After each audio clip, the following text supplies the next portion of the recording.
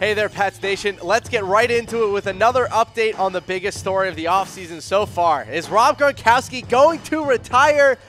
We're going to give this one 2 Lombardi trophies. We had it 4 last week. We're bumping it down to 2. So Ian Rappaport reported on NFL Network that Gronk, and I quote, plans on playing this year, but then Peter King kind of rubbed some no fun on it, as he usually does, saying, quote, he is in no hurry to make a decision. So we got 2 conflicting reports from 2 big-time NFL reporters. The new league year starts on March 14th, which means that the Patriots definitely want his decision so they know what they can do with his money if he ends up retiring, whether or not they can actually make a move on a big-time tight end free agent like a Trey Burton or Jimmy Graham, which we'll get into later. But for now, we're keeping it with 2 Lombardi trophies. It's Ted Wells level, whether or not he is going to retire. So certainly a little bit more promising than the pretty likely scale that we've had him on for the past couple of shows. Patriots Report is presented today by Autolist. Car driving is fun, and so should car shopping. Head to Autolist.com or download their iPhone or Android app in order to get the best experience shopping for a car you will find anywhere on the internet. Let's get into our rumor scale so you guys know what the heck I'm talking about. 1 Lombardi trophy, we're on to Cincinnati. It's fake news. Get it out of there. 2 Lombardi trophies, it's Ted Wells level. You don't really need to pay too much concern, but it is certainly a rumor. 3 Lombardi trophies, it is strictly a rumor. We'll see. It's 50-50 shot on whether or not it could happen. 4 Lombardi trophies, it's pretty likely, about a 75% chance. And then 5 Lombardis, count the rings, baby. It is a 100% chance. This is a fact. Let's get into rumor number 2. Is Josh McDaniels still a head coaching option?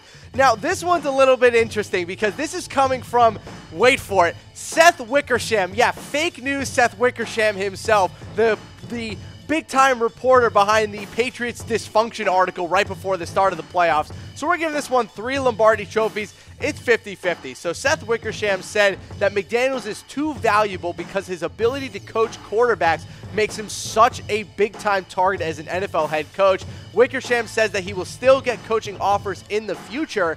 But let's be honest, everyone. Was this an Indianapolis Colts problem, or is this a Josh McDaniels wants to stay with the Patriots problem? To me, it sounded like Josh McDaniels just wants to stay with the Patriots and stay in the New England area. Sounds like it was more of a family issue and a consistency issue for him, so he might get coaching offers in the future. Whether or not he takes them, it's probably not likely, but that blacklist that we thought that McDaniels was on might not have too much truth to it. Let's get into rumor number 3. Do the Patriots want to re-sign Dion Lewis? The Boston Herald reported this. Yes, we are giving this one 5 Lombardi trophies. The Patriots do want to re-sign Dion Lewis, but there's just one problem. The Patriots are likely going to get priced out. It has been reported that Dion Lewis would like to come back as well.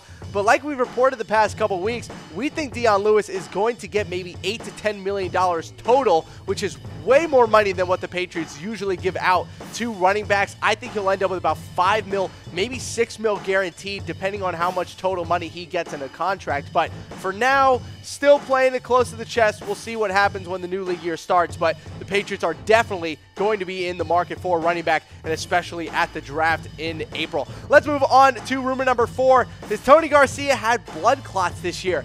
Yes, he did. So this was a scary situation. We're giving this one 5 Lombardi trophies. Apparently, Toni Garcia missed most of the preseason with blood clots, and this hasn't been reported all season long. We thought he was just on IR, having kind of a redshirt year, more or less like what Trey Flowers had in his first year. But apparently he's been getting treatment for it all year long. But the good news is that he's fine and will be ready for the 2018 season.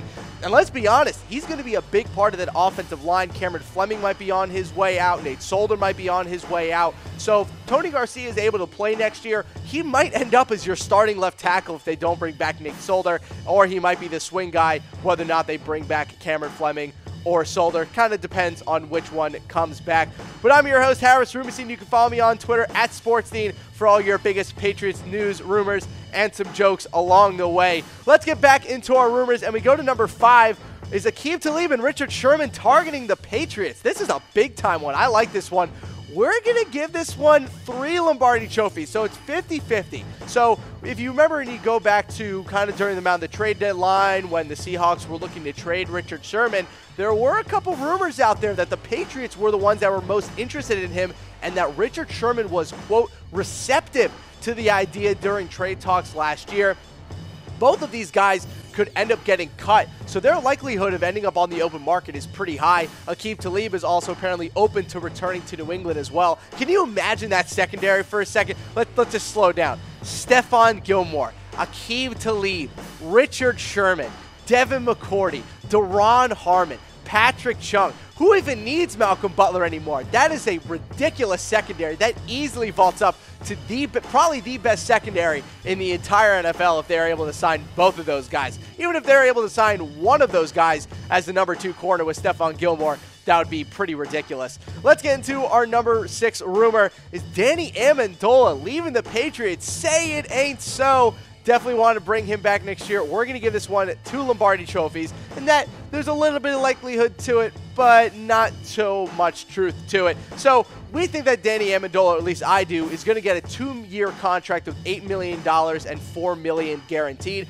I think he's been taking pay cuts for so long. He's going to go to the table and say, look, I was the best playoff wide receiver we had by far. I've fought through injuries for this team. I've done everything for this organization. I want to get a little bit money back in my pocket. And apparently there's some rumors that he could get offers between $3 to $5 million on the open market. So look, the Patriots like to take care of their guys who really go all out for the team. Danny Amendola is that guy without a question. So expect Danny Amendola to come back to the Patriots, but it might be at a higher price tag than initially anticipated. So let's get into our rumor number 7, and we're going to get into the combine a little bit later, so do stay tuned. But we're going to move on to a guy who is openly campaigning to join the Patriots. Is Preston Brown going to be the next Bill to join his AFC East rivals? We're only going to give this one 3 Lombardi trophies, mostly because he's just okay. So apparently Preston Brown told the Boston Herald that he could, quote, help the defense out. He was basically openly campaigning to join the Patriots.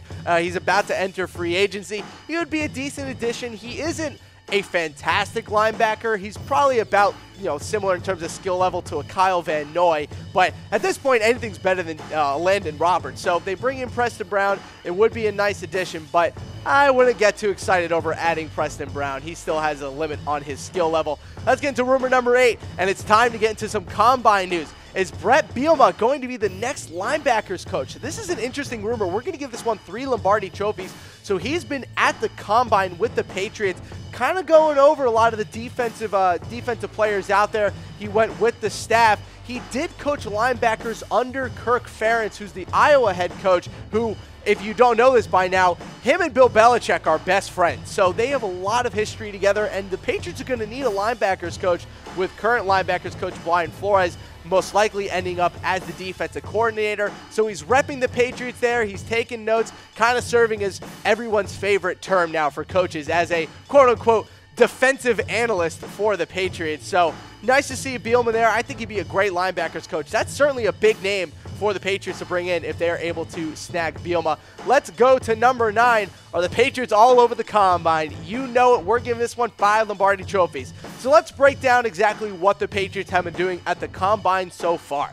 So they haven't interviewed any quarterbacks yet. I know, especially on Reddit and on YouTube, that was a big thing that Patriots fans wanted. They have met with Stanford safety Justin Reed, who showed out at the combine today during his 40, running a 4.47. So great numbers for him. Apparently, Todd Graham, the former Arizona State coach, is also there for the Patriots, studying some of our offensive and defensive guys. So pretty interesting to see him there. The Patriots have also been reportedly interviewing a bunch of players there, including UCLA offensive tackle Colton Miller. They've also been involved with a couple of tight ends, including Penn State Mike Gesicki, who would be a big time get for the Patriots. He's been an absolute beast at the combine. He ran faster than Antonio Brown. He jumped higher than Julio Jones. So he's been having a great combine. He is a freak athlete, so would definitely be a nice pickup for the Patriots. Stay tuned, though, on Patriots Report next week. We'll definitely have more rumors from the combine as they come out. But we're not done with today's yet. Let's go to number 10.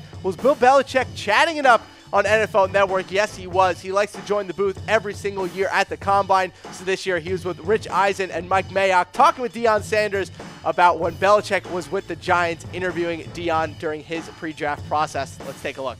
I want to say it was 4.27. No, it was better than that. It was better than that. Okay, all right. I'm just saying it was better than that, Coach. There it is. Coach, I respect you with the utmost. I mean, you're the best coach to ever do it, but it was better than that, Coach. All right. Well, I'm a little slow on the trigger there. I just remember Prime. I just remember when I interviewed you in the hotel, and I said, you know, look, you're a great player, and you know you're going to have a big impact on whichever team you go to. But with all due respect, if you come to the Giants, you know we got another guy who's a little bit bigger than you are at this point. You know, how would you handle that? And obviously referring to Taylor, and you said, well, I think the fans are just going to have to change and get used to me if I'm there. That cockiness lines up with other reports we've heard about with Deion Sanders and the Giants. They apparently gave him a defensive playbook to read over, and Deion apparently didn't even read it because, quote, I'm not going to even be on the board when you guys are picking me. So, look, Deion Sanders, New York Giants, plus Bill Belichick. It's always great stuff. Belichick loves doing that stuff. Check out the NFL Twitter account for all 6 minutes of the interview. Let's move on to rumor number 11. Are the Patriots looking at a Richmond quarterback? Yes, they are. So Kyle Lauletta is a guy that's been widely connected to the Patriots for his quick release. You know, obviously he went to Richmond, so not a big-time program, but he met with the Patriots scouts. He doesn't have a formal meeting scheduled. I've said multiple times on the program that a backup QB, eventual Tom Brady replacement, is definitely a need. They apparently think that Kyle Lauletta is very similar to Jimmy Garoppolo in terms of his overall play style. He's great with anticipation. He can throw the ball well. So definitely a need and would definitely be a nice pickup. I think he'll end up going maybe 3rd, 4th, maybe 5th round, depending on how his pro day goes and how the other quarterbacks shape out. Let's get into our final rumor. Is there still frustration over the Jimmy G trade? We're going to give this one 4 Lombardi trophies. This one's coming from NBC Sports Boston. They're saying that they've spoken to a couple league execs and a couple different coaches around the league who are quote-unquote ticked by the trade, that the Patriots only traded him for a 2nd-round pick, and that it's completely destroyed the quarterback market, and that nobody knows at all what anyone could get for any quarterback. So apparently someone offered a 2nd-round pick for Nick Foles. The Eagles said no. Now the Eagles want more than a 1st. So the Patriots just blew up the quarterback market. So good job by Belichick causing chaos and mayhem whenever he can. And obviously Jimmy signed that ridiculous $137 million contract with the Niners. So congrats to Jimmy G. And again, I will never complain with chaos around the NFL. So thank you, Bill Belichick.